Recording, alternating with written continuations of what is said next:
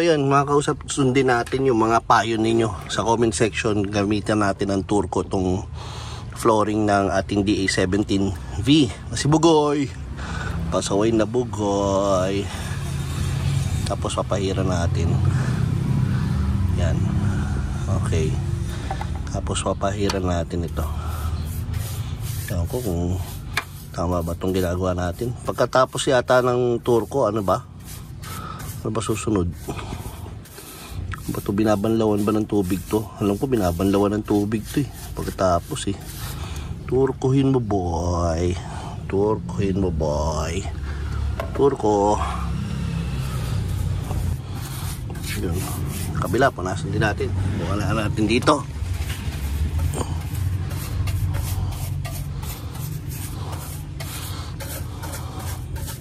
Ganun talaga pag nagkabutas-butas yung firewall no? Ang kasunod tulo eh. Dapat pala tinapalan to ng ano, yung firewall, tinapalan ko ng flash band bago sinarado. Anyways, nandiyan na yan. Pero naman tayong future plans dito kay Bugoy.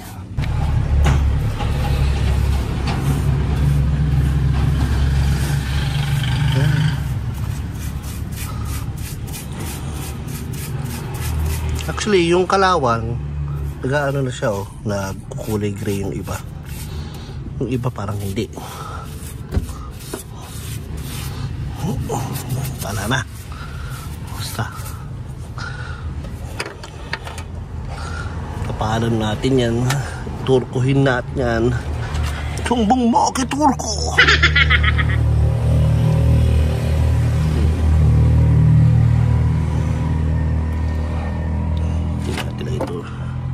Sumbong mo kay Turco. So ito yung ginagawa ko ngayon sa ating DA17V na si Bugoy. Ayan, trace ko yung tulo. May mga tumutulo pa kasi doon sa flooring. So hinahanap natin kung saan tumutulo. Ito yung isang obviously bukas. Dito, meron yatang konti dito. Siniksik ko lang na mabuting goma. Ito tinakba ni Kuya Jerry sa may aircon services doon sa may Marcos Highway. So maaari nandito yung tulo na isa dito sa pagitan nitong mga to. Yan. Wala may mga butas-butas kasi gawa ng pagkakahinang. So mas maganda talaga siguro pag magpapa-convert kayo hanggat maaari kung makikip yung original na estado ng firewall. Keep natin na original siguro. Tapos ng kabisihan ng trabaho sa MYMP at sa mga iba pang gawain natin. Kaya balik tayo kay Bugoy. Ito kay si Bugoy. Ang daming kalat. Ayan, ang dami niyang kalat ngayon. Dahil nga ginamit natin siya sa pang-araw-araw, sa ating gigs. Tapos siyempre po yan, tulog na lang the usual. Tapos may mga inaaral tayo mga kanta. Dahil ako po ay isang musical director din ng isang simbahan. Ito po ang Living Epistle Church sa Project 3. So anyways, ito po mga ating ginagawa. Ayan, ito yung mga casualty. Ang dami mga basura. Ang dami natin kailangan linisin. Ayan. Kay Bugoy.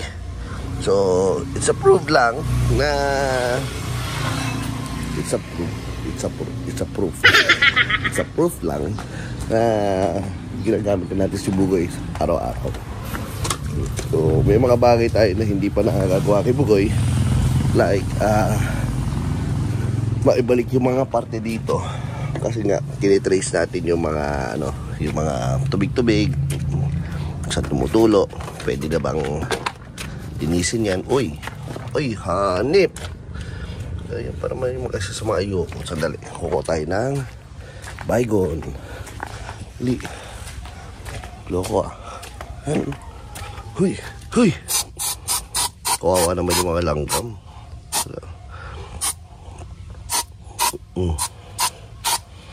Yan. So ito na lang, may baygon. Yan, so ito ba, hindi pa natin nagagawa to. Bagal ko. Okay lang naman kasi sa akin. Totoo lang. Hindi naman ako maselan talaga sa kotse. Ayan, okay lang sa akin yung kanya kadumi. Pero lilinisin din naman natin. Hindi ko naman sinasabi hindi ko nalilinisin yung yung kanyang ceiling. Alam mo, pangarap ko, hopefully ma-feature to sa kay Mayor TV. Pangarap ko na ma-feature kay Mayor TV. Kahit ganito ang itsura nitong van. Ayan. Sana. Ayan. Yun, so, ayun, linisin natin to. Siguro to, parang wala naman ng mga tulong nangyayari sa kanya. So, pwede ko na ibalik muna yung ano, yung mga panels dito. Saka yung mga carpet. Saka yung carpet dito. Saka kung ano pa yung mga tinanggal natin noon para lang malinis. O nga pa, update.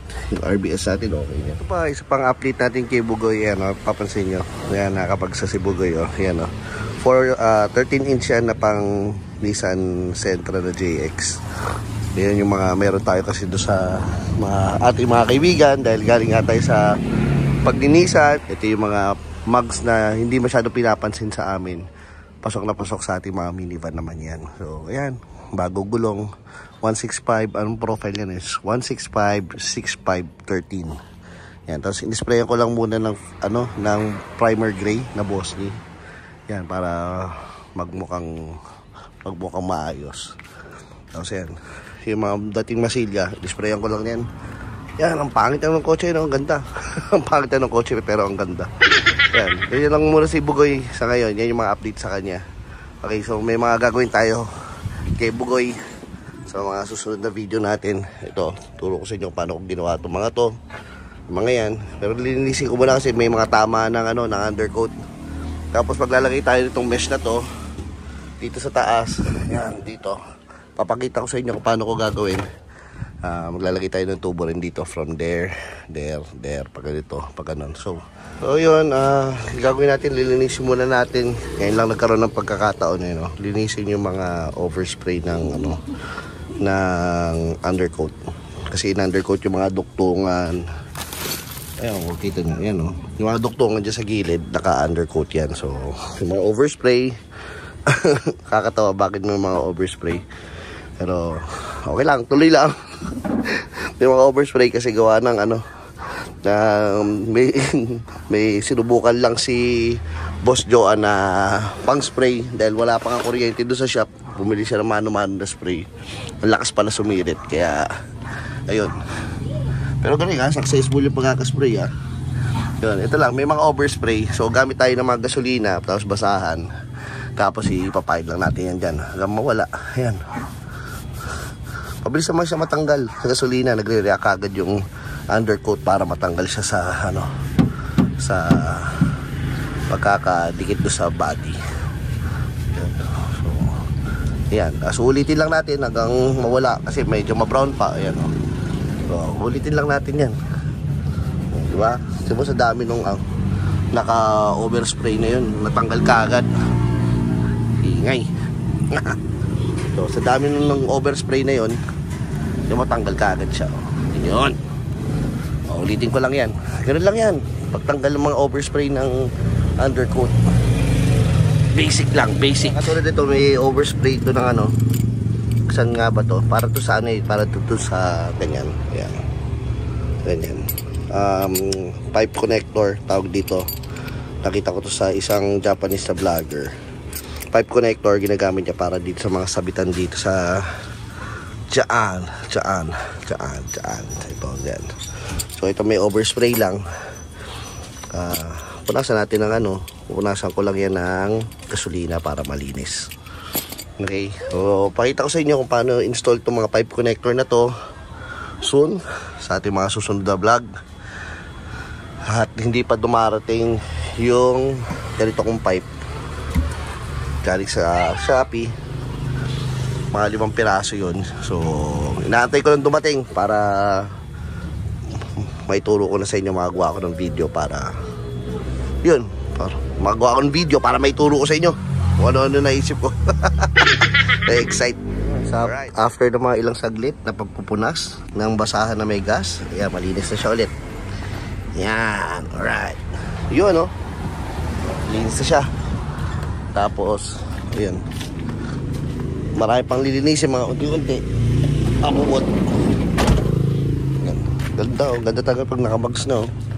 Padungis lang si Bugoy ngayon, gawa nang hindi pa napapa car wash yan. Ganda, may konting slight na problema lang ako sa mugs na to. or hindi sa sa alignment ng gulong.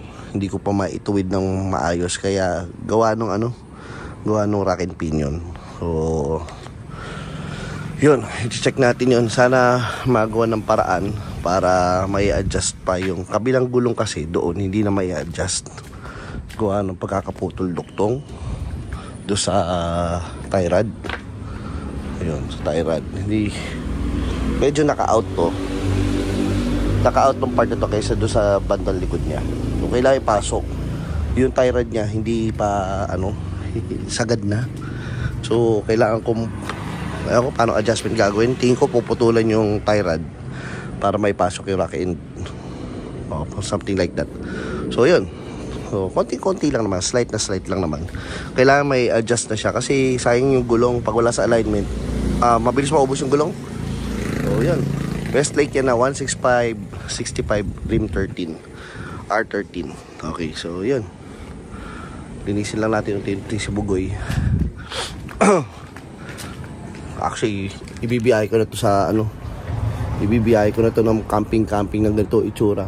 Promise, ganun talaga. Excited na.